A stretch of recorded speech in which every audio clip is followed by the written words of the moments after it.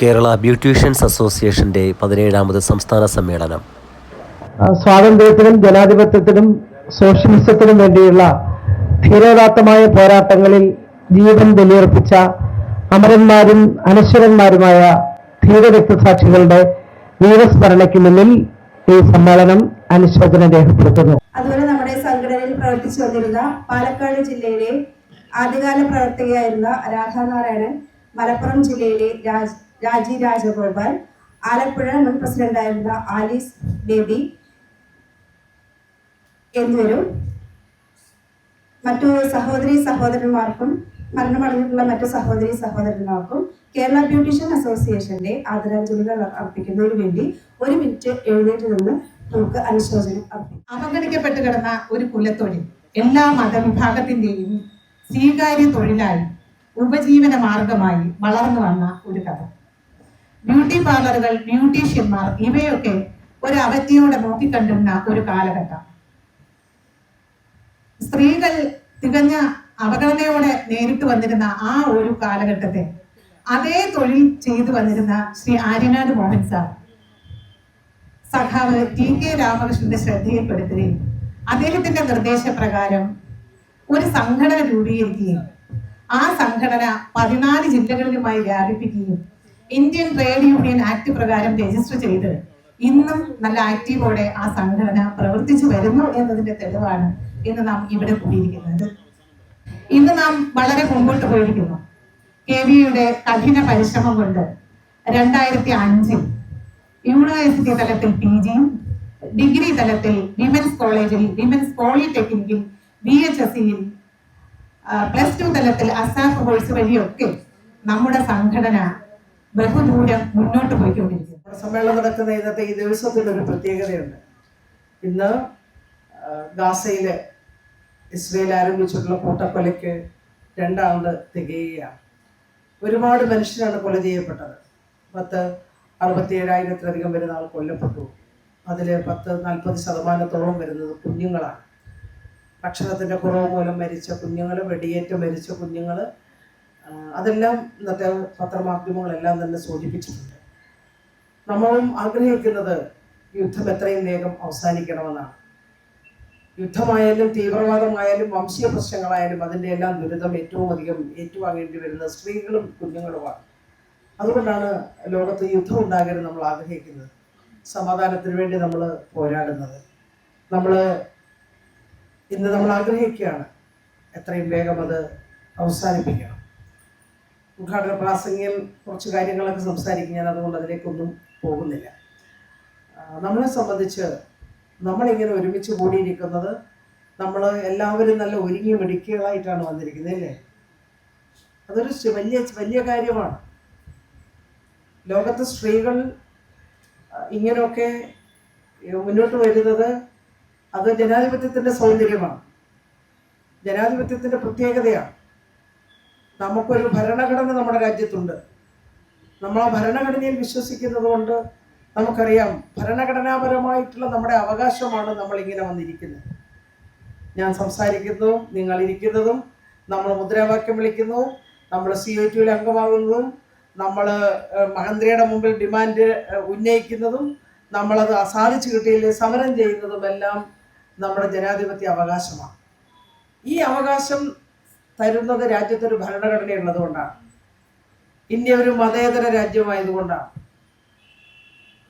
അഫ്ഗാനിസ്ഥാനിലെ സ്ത്രീകളോട് പറയുന്നുണ്ട്, നിങ്ങളാരും ബ്യൂട്ടി പാർലറിൽ പോകരുത്.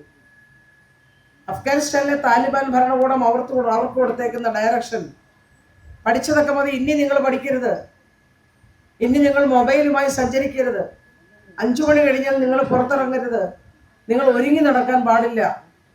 അവിടുത്തെ സ്ത്രീകളുടെ അവസ്ഥ നിങ്ങളൊന്ന് ചിന്തിച്ചു നോക്കി. നമുക്കിങ്ങനെയൊക്കെ കഴിയുന്നത് നാം ഈ രാജ്യത്ത് അന്തസ്സോടെ ജീവിക്കുന്നത് കൊണ്ടാണ്. അത് നിലനിൽക്കാൻ കഴിയണം. CIT എന്ന മഹാപ്രസ്ഥാനത്തിൻ്റെ ഭാഗമായി നിങ്ങൾ മാറുമ്പോൾ നമുക്കറിയാം നമുക്ക് താങ്ങും തണലുമായി പ്രസ്ഥാനം ഉണ്ടാവും. നമ്മുടെ ഈ നോട്ടീസിൽ വ്യക്തമാക്കിയിരിക്കുന്ന പോലെ തന്നെ വനചാട്ട് ഇതിൻ്റെ ആദ്യകാലത്തെ ഇതിൻ്റെ സ്ഥാപക നേതാവാണ്. ഒരുപാട് സന്ദർഭങ്ങളിൽ വിവിധ ഗവൺമെൻറ്റുകളുടെ മുമ്പിൽ നമ്മുടെ നിവേദനമായി പോയിട്ടുണ്ട്. അസംഘടിത ക്ഷേമ നിധിയിൽ നമ്മളെ അംഗങ്ങളാക്കി. അംഗങ്ങളാകാനുള്ള ആരെങ്കിലും ഉണ്ടെങ്കിൽ അംഗങ്ങളാകണം. ആ അംഗങ്ങളൊക്കെ ആക്കാൻ നമ്മുടെ ഗവൺമെൻറ്റാണ് നമ്മളെ അതിൻ്റെ ഭാഗമാക്കി മാറ്റിയത്. ഇന്ത്യ ഗവൺമെൻറ് നിയമം പാസ്സാക്കിയെങ്കിലും എവിടെയും അത് ഇംപ്ലിമെൻ്റ് ചെയ്തിട്ടില്ല. ഈ കേരളത്തിൽ അത് ഇംപ്ലിമെൻ്റ് ചെയ്തുകൊണ്ടാണ് ഒരു ക്ഷേമ ബോർഡ് മന്ത്രി ചെയർമാനായി വന്നിട്ടുള്ളത്, നമ്മുടെ മോദി അതിൽ അംഗമായി വന്നിട്ടുള്ളത്. അതുപോലെ തന്നെ നമ്മൾ ഇവിടെ ഓർമ്മപ്പെടുത്തിയിട്ടുള്ളത് പോലെ പാഠ്യപദ്ധതിയിൽ നമ്മൾ പെടുകയാണ്. അപ്പോൾ ഇപ്പോൾ ഏറ്റവും ലേറ്റസ്റ്റ് ആയിട്ട് നമ്മൾ കൊടുത്ത നിവേദനത്തെ തുടർന്ന് കണ്ണൂർ യൂണിവേഴ്സിറ്റി ഇത് പരിഗണിക്കണമെന്ന് പറഞ്ഞ് ഗവൺമെൻറ് ഒരു തീരുമാനം നമ്മളെ അറിയിച്ചിട്ടുണ്ട്. യൂണിവേഴ്സിറ്റിക്ക് കൊടുത്തതിൻ്റെ ഒരു കത്ത് നമുക്ക് നൽകിയിട്ടുണ്ട്. യൂണിവേഴ്സിറ്റി സിൻഡിക്കേറ്റിലെ പ്രതികൾക്ക് ഞങ്ങളത് പിന്നെ മോനഞ്ചേട്ടൻ ഷേർലി ഞാനും എല്ലാം കൂടെ ബന്ധപ്പെട്ടിട്ട് നമ്മളത് മറ്റു നേതാക്കന്മാരും എല്ലാം കൂടെ ബന്ധപ്പെട്ടിട്ട് നമ്മൾ അങ്ങോട്ട് കൊടുക്കുകയും ചെയ്തു. കേവലം രാഷ്ട്രീയത്തിന് വേണ്ടിയുള്ള പ്രസിദ്ധീകരണം മാത്രമല്ല, മറിച്ച് കേരളത്തിലെ സൗന്ദര്യ സംരക്ഷണ മേഖലയിൽ പ്രവർത്തിക്കുന്ന ആയിരക്കണക്കിന് തൊഴിലാളികളുടെ അവകാശങ്ങളെയും അവരുടെ തൊഴിലിൻ്റെ മഹത്വത്തെയും അവർ നേരിടുന്ന വെല്ലുവിളികളെയും കുറിച്ച് പൊതുസമൂഹത്തോടും ഭരണകൂടത്തോടും ഉറക്കെ സംസാരിക്കാനുള്ള ഒരു വേദിയാണ് ഈ ഇന്ന് ചേരുന്ന ഈ സംരംഭം. കേരളത്തിലെ ഏറ്റവും വേഗത്തിൽ വളരുന്ന തൊഴിലിടമാണ് നമ്മുടെ തൊഴിലിടം. നമുക്കിതൊരു ചെറിയ കാലത്തിൻ്റെ മാത്രം ആവശ്യമായിരുന്നുവെങ്കിൽ ഈ സമൂഹത്തിൽ എല്ലാ തട്ടിലുമുള്ള മനുഷ്യരുടെ ആത്മവിശ്വാസം വർദ്ധിപ്പിക്കുന്നതിനും മാനസികമായിട്ട് ഉന്മേഷം നൽകുന്നതിനും സഹായിക്കുന്ന ഒരു പ്രധാന സേവന മേഖലയായി മാറിയിരിക്കും. ഇന്ന് അന്തർദേശീയ അടിസ്ഥാനത്തിൽ തന്നെ പ്രധാനപ്പെട്ട ഒരു തൊഴിലിടമായി മാറിയിരിക്കുകയാണ്. അതുകൊണ്ട് തന്നെ ഈ മേഖലയ്ക്ക് എല്ലാ നിലയിലുള്ള പിന്തുണയും സഹായവും കൊടുക്കേണ്ടതുണ്ട്. സംസ്ഥാന ഗവൺമെൻറ്റിൻ്റെ സഹായമില്ലാതെ ഒരു തൊഴിൽ ചെയ്ത് സ്വന്തം കഴിവിൻ്റെ അടിസ്ഥാനത്തിൽ പ്രവർത്തനം നടത്തുന്ന നിങ്ങൾക്ക് തീർച്ചയായിട്ടും കേരളത്തിലെ ഇടതുപക്ഷ ജനാധിപത്യ മുന്നണി ഗവൺമെൻറ് എല്ലാ പിന്തുണയും ഉണ്ടാകുമെന്നുള്ള കാര്യം മന്ത്രിയുടെ ഞാൻ നമ്മുടെ ബഹുമാനപ്പെട്ട മോനഞ്ചേട്ടൻ തയ്യാറാക്കിയ ഒരു കഥയാണ് എന്നാണ് പറയാം. ഒരു അനുസ്മരണമല്ല ഉണ്ട് അതിനകത്ത്. EMS തൊഴിലാളികളോട് കാണിച്ച സ്നേഹവും ആത്മാർത്ഥതയും സ്വന്തം അനുഭവത്താൽ തയ്യാറാക്കിയ EMSന്റെ കത്രിക വരും തലമുറയ്ക്ക് പ്രയോജനപ്പെടും വിധം പാഠ്യപദ്ധതിയിൽ ഉൾപ്പെടുത്തുന്നത് സംബന്ധിച്ച്. അപ്പോൾ അത് വായിക്കുന്നില്ല, ബഹുമാനപ്പെട്ട മന്ത്രിക്ക് അടിയന്തരമായിട്ട് എത്തണമെന്ന് നമുക്കറിയാം. വളരെ വളരെ രസകരമായിട്ടാണ് ഇത് എഴുതിയേക്കുന്നത്. നമ്മൾ ബഹുമാനപ്പെട്ട മന്ത്രിക്ക് അത് അദ്ദേഹം തന്നെ നൽകും.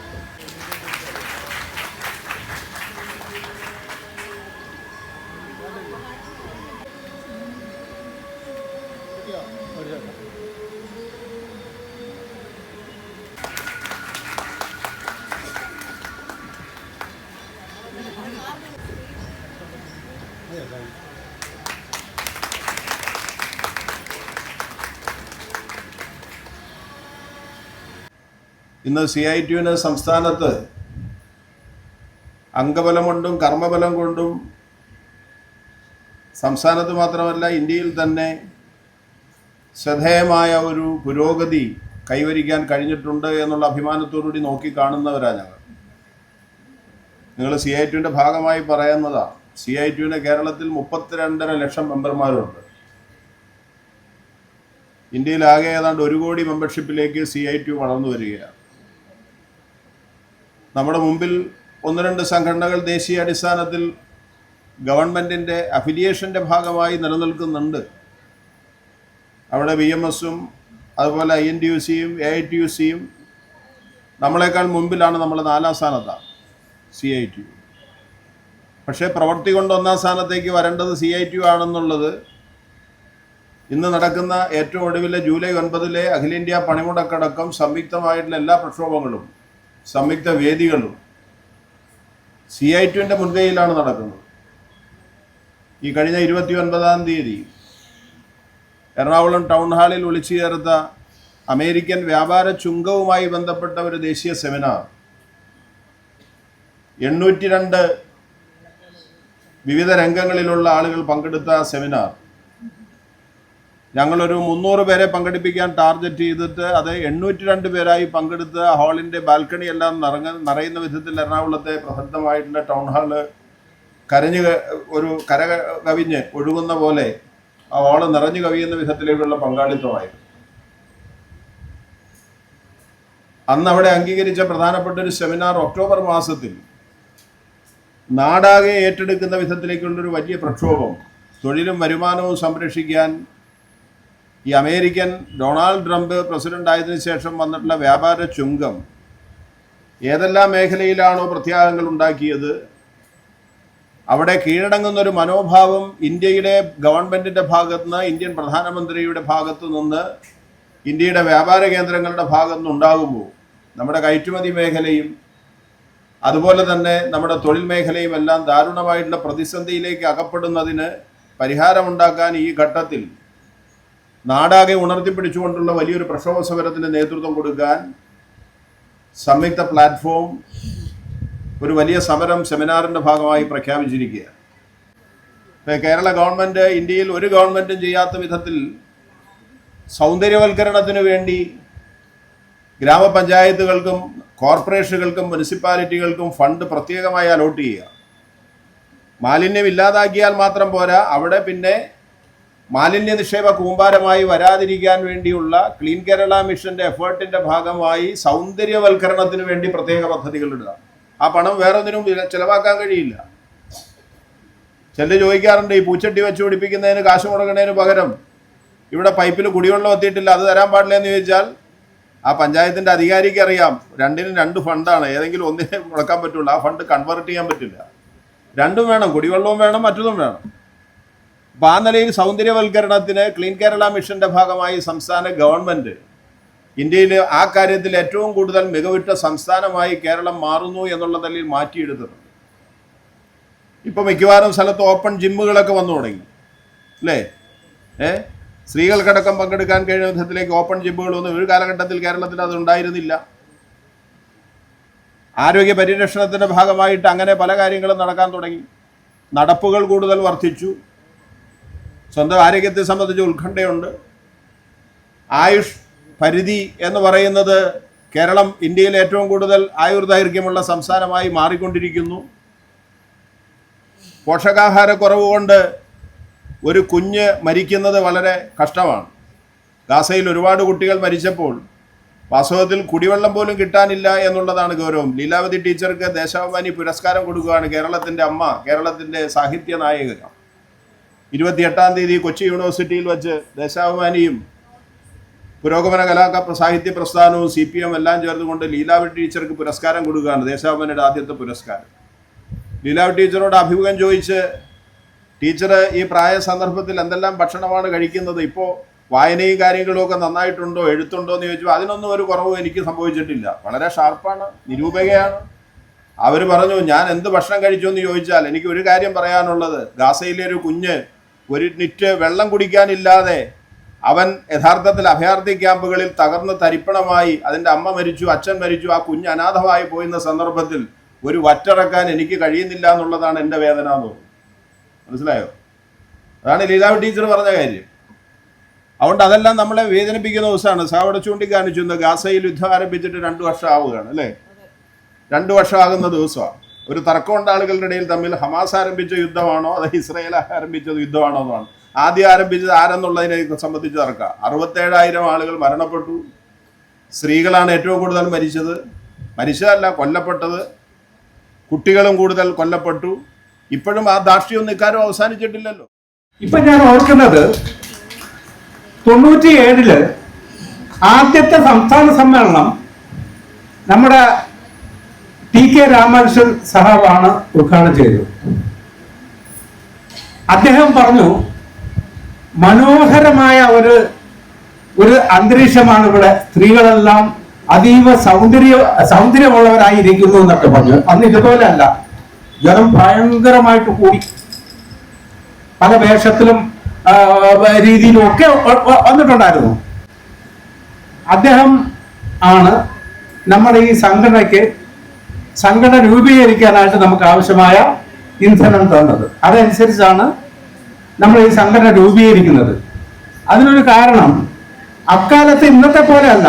ഇന്ന് നിങ്ങൾക്ക് ഓടാനായിട്ട് നല്ല AC റൂമുണ്ട്, കാറുണ്ട്, സൗകര്യങ്ങളുണ്ട്, എല്ലാം ഉണ്ട്, നല്ല ഭക്ഷണമുണ്ട്. അന്നത്തെ സാഹചര്യം അതല്ല. അന്നത്തെ സാഹചര്യം വളരെ കഷ്ടപ്പാടിലായിരുന്നു. എന്തിനേറെ പണിയെടുത്താൽ പോലും അന്തസ്സായി ജീവിക്കാൻ പറ്റുള്ള സമൂഹം നമ്മളെ വേട്ടയാടിക്കൊണ്ടിരുന്ന ഒരു കാലഘട്ടം എന്ന് പറഞ്ഞാൽ ക്രമവിരുദ്ധ പ്രവർത്തനത്തിന് അവിടെ റെയ്ഡ്, ഇവിടെ റെയ്ഡ്, അറസ്റ്റ് എന്നൊക്കെ പറഞ്ഞ് കുടുംബമായി ജീവിക്കുന്നവരെ ജീവിക്കാൻ സമ്മതിക്കാത്ത ഒരു കാലഘട്ടം. അന്ന് നമുക്ക് ഒരു അത്താണിയായി നമ്മളോടൊപ്പം ഉണ്ടായിരുന്ന ഒരു വ്യക്തി എന്ന് പറയുന്നത് നമ്മുടെ ടി കെ രാമകൃഷ്ണൻ. അദ്ദേഹം 2 പ്രാവശ്യം മന്ത്രിയായിരുന്നു എന്നാണ് എന്റെ ഓർമ്മ. ഒന്ന് ആഭ്യന്തര വകുപ്പ് മന്ത്രിയും, രണ്ടാമത് സാംസ്കാരിക വകുപ്പ് മന്ത്രി. സാംസ്കാരിക വകുപ്പ് മന്ത്രി ആയിരുന്ന സമയത്ത് വാസ്തവത്തിൽ ആണ് നമ്മളെ ഈ സമ്മേളനം ഉദ്ഘാടനം ചെയ്യാൻ വന്നത്. നമുക്ക് വേണ്ടി ഏത് പ്രശ്നവും അദ്ദേഹം ഇടപെടും. അതിന്റെ ഒരു നുറുങ്ങ് ഞാൻ പറയാം. അതായത് ഇടുക്കി ജില്ലയില് ഒരു ബ്യൂട്ടി പാർലറുകാരിയെ അതിന്റെ ബിൽഡിംഗ് ഓണർ സാധന സാമഗ്രികളൊക്കെ വലിച്ച് റോഡിൽ വന്നു. അയാൾ എന്തോ തമാശകളോട് പറഞ്ഞു. അപ്പൊ അത് കേൾക്കാൻ അതൊരു പ്രശ്നമായി മാറും. അങ്ങനെ സ്ഥലം എസ്ഐയെ സ്വാധീനിച്ച് ഈ ബിൽഡിംഗ് ഓണർ ആ തരത്തിലൊരു കാര്യം ചെയ്തു. ഇതിന് വലിയ പ്രശ്നമായി. അത് ടി കെ ഞാനൊക്കെ വർക്ക് ചെയ്യുന്ന സ്ഥാപനത്ത് വന്നപ്പോ ഞാൻ പറഞ്ഞു, സാർ ഇങ്ങനെ ഒരു സംഭവമുണ്ട്. അയാളുടെ സാധനങ്ങളൊക്കെ ഈ ബിൽഡിംഗ് ഓണർ വലിച്ചെറിഞ്ഞിരിക്കുകയാണ്, എന്ത് ചെയ്യാം? അപ്പൊ തന്നെ അദ്ദേഹം വിളിച്ചു അവിടുത്തെ പോലീസ് കമ്മീഷണർക്ക്. അദ്ദേഹം പോലീസ് മിനിസ്റ്റർ ആയിരുന്നു. വിളിച്ച് അപ്പൊ പറഞ്ഞു, നിങ്ങളുടെ ഈ പോലീസുകാര് നിങ്ങളുടെ അതിക്രമം ബ്രിട്ടീഷന്മാരോട് വേണ്ട, ആ ഭാഷ നോക്കണം. ഇന്ന് ആരെങ്കിലും പറയുമോ? നിങ്ങളുടെ അതിക്രമം പാവപ്പെട്ട ഉപജീവനമാർഗം തേടി അന്തസ്സായി ജീവിക്കുന്ന ബ്രിട്ടീഷന്മാരോട് വേണ്ട. അയാള് ഉടനെ തന്നെ ആ സാധനങ്ങൾ യഥായോഗ്യം വെച്ചിട്ട് 24 മണിക്കൂറിനകത്ത് എന്നോട് വിളിച്ച് പറയണമെന്നാണ് അദ്ദേഹം പറഞ്ഞത്. നമുക്ക് വേണ്ടി, ബ്രിട്ടീഷന്മാർക്ക് വേണ്ടി അന്നും ഇന്നും എന്തെങ്കിലും സഹായം ചെയ്ത് പോയിട്ടുള്ള ഒരു പാർട്ടിയാണ് LDF. ആർക്കും സംശയമില്ല. എനിക്ക് നെഞ്ചിക്കൈ വെച്ച് എവിടെയും ആരുടെ മുന്നിലും പറയാൻ സാധിക്കും. എന്ന് പറഞ്ഞാൽ നമുക്കിവിടെ ക്ഷേമനിധി കൊണ്ടുവന്നു, നമ്മൾ സമരം ചെയ്തു. ഇവിടെ പലരും വന്ന് സമരം ചെയ്ത പലരും മരണപ്പെട്ടും പോയിട്ടുണ്ട്. അങ്ങനെയൊക്കെ കഷ്ടപ്പെട്ട് ഇവിടെ വന്ന് സമരം ചെയ്ത അത്തരം ആളുകളുടെ പ്രയത്നഫലമാണ് ഇന്ന് നമ്മൾ പലരും അനുഭവിക്കുന്നത്. ഈ ക്ഷേമനിധി മാത്രമല്ല, നമ്മുടെ CS ഇവിടെ ഇരിക്കുന്നു.